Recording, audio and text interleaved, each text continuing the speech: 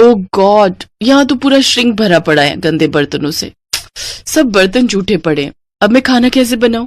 ये मेरी देवरानी दिव्या भी ना एक नंबर की आलसी है। सुबह जब शीला बर्तन धोकर जाती है तब तो सबके लिए नाश्ता बना लेती है, लेकिन जब शाम को यहाँ बर्तनों का पहाड़ इकट्ठा होता है तो वो महारानी अपने कमरे में चूहे की तरह डूबकर बैठ जाती है।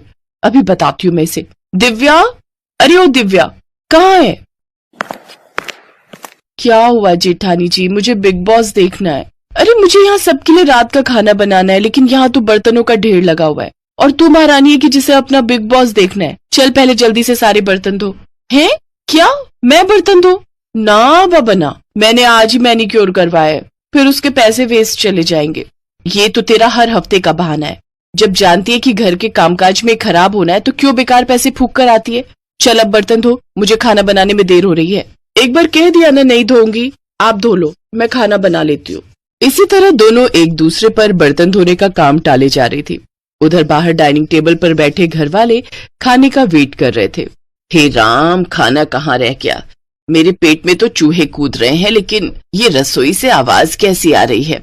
माँ लगता है दोनों फिर से शुरू हो गई। धत तेरी की, फिर तो मिल गया हमें आज भी खाना। अनुज बेटा ऐसा कर, तू बाहर से ही खाना मंगवा ले। एक दिन इन दोनों बिल्लियों की लड़ाई में भूख के मारे ही मैं परलोक न सिधार जाऊं।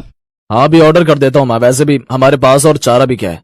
उधर दोनों अभी भी बहस ही किए जा रही थी। ठीक है, फिर नहीं धोने ना तुझे बर्तन, तो मैं अभी कोई खाना वाना नहीं बनाने वाली। रहो सब भूखे आज।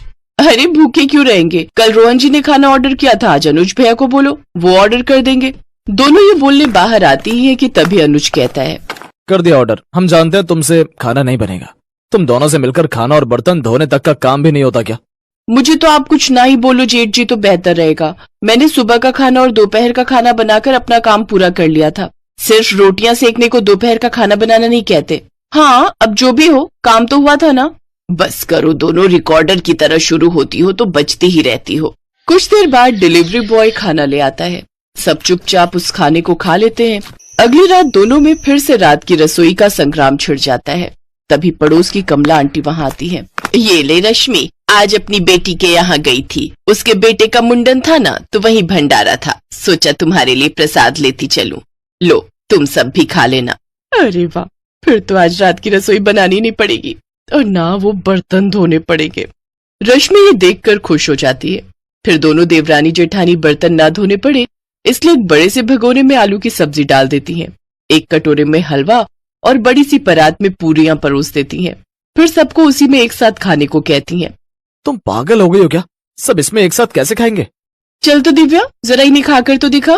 दोनों पूड़ियां तोड़कर सब्जी में डुबोती हैं, खाने लगती हैं। उन्हें ऐसा करते देख सबको उन पर गुस्सा तो आ रहा था, लेकिन वो खाने के अलावा उनके पास और कोई चारा नहीं था। वो रात तो जैसे तैसे कट गई, लेकिन अगली शाम फिर वही कहानी छिड़ गई। देख, कल तो कमला आंटी भंडारा दे गई थी, लेकिन आज तो तुझे बर्तन धोने ही पड़ेंगे। क्या दीदी, मैं बहुत थक गई हूँ, आज रहने देते हैं। मैं उनसे कहकर बाहर से ही खाना मंगवा लेती हूँ। ये सुनकर रोहन गुस्से में आ जाता है। चुप रहो, अपना मुंह बंद रखना। आज हम दोनों में से कोई भी बाहर का खाना ऑर्डर नहीं करेगा। जाओ दोनों रसोई में और खाना बनाकर लाओ। दोनों डर के मारे किचन में चली जाती है। क्या करे दीदी, अब तो रात की रसोई करनी पड़ेगी। अच्छा एक काम करते हैं, आप ये बर्तन धो लो तो मैं सबके लिए पुलाव बना दूंगी।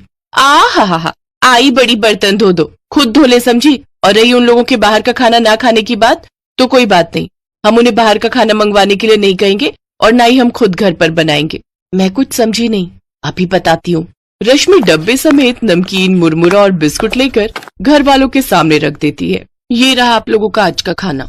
इन दोनों का बस चलेगा ना तो हमें रोज मंदिर के बाहर लंगर में बैठकर ही रात का खाना खाना पड़ेगा। इनके रहते तो हमें रात की रसोई नसीब ही नहीं होगी। बस बस बहुत हुआ, आज तो हम जैसे तैसे ये खा लेते हैं, लेकिन अगर कल से खाना नहीं मिला तो फिर तुम लोगों की खैर नहीं। जी ठीक है, लेकिन उनके पास इसका भी जुगाड़ था। अगले दिन दिव्या बाजार से जाकर कुछ डिस्पोजेबल प्लेट्स ले आती है। यार दिव्या, खाना तो डिस्पोजेबल में खा लेंगे, लेकिन खाना बनाने के लिए तो वो बर्तन धोने ही होंगे ना। कुकर, कढ़ाई, ये सब तो चाहिए ही ना। फिकर नॉट, ये देखो 2 मिनट में बनने वाली मैगी, अब हम सब यही बनाएंगे। दोनों फिर से काम चोरी दिखाती हैं और नूडल्स बनाकर डिस्पोजेबल में डालकर दे देती हैं। ये देख तीनों अपना माथा पकड़कर बैठ जाते हैं। लेकिन अगले दिन सास ने दोनों बहुओं को सबक सिखाने का फैसला किया। अगली शाम रसोई से बर्तन धोने की आवाज आती है। दीदी, अभी तो हम रसोई में गए भी नहीं, फिर ये बर्तन धोने की आवाज कहाँ से आ रही है? चलो देखते हैं। दोनों अंदर जाकर देखती हैं तो अनुज बर्तन मांज रहा होता है, रोहन धो रहा होता है और बूढ़ी सास पार्वती खाना बनाने लगती है। ये देख उन दोनों को बड़ी शर्मिंदगी होती है। ये आप सब क्या कर रहे हैं? बहू, अब तुम दोनों से तो ना बर्तन धुलते हैं ना खाना बनता है, तो हमने सोचा हम खुद ही ये काम कर लेते हैं ताकि हमें रात की रसोई खाना तो नसीब हो। तुम दोनों जाओ और आराम करो।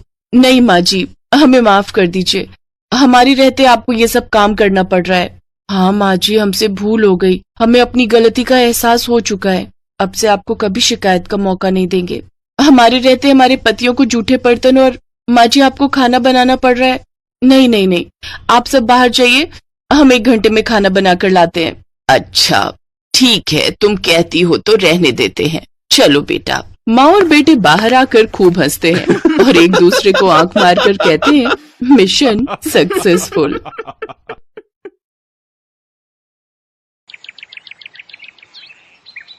एक रोज शाम के वक्त हिना अपनी माँ के साथ बैठी हुई